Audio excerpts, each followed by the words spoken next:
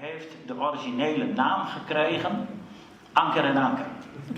Hoe kom je erop en wie heeft die bedacht? Ik heb gezegd, want ik ken hem, geniaal. Sprake is van hoge snelheid. Je bent ik nog met je telefoon bezig en je hebt een boel drank of drugs aan. Dan ben de straffen heel erg hoog. Maar die orengevallen, dat voelen wij in de praktijk altijd wel lastig. Want je hebt een cliënt die het dat wel, maar de gevolgen zijn onevenredig.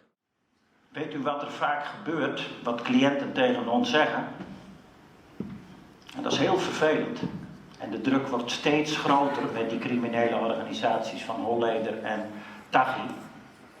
Het wordt nog erger dan toen wij werkten. Dan zeggen ze tegen ons, ik zit voor doodslag. Ik ontken, zegt de cliënt dan, en u gaat voor vrijspraak.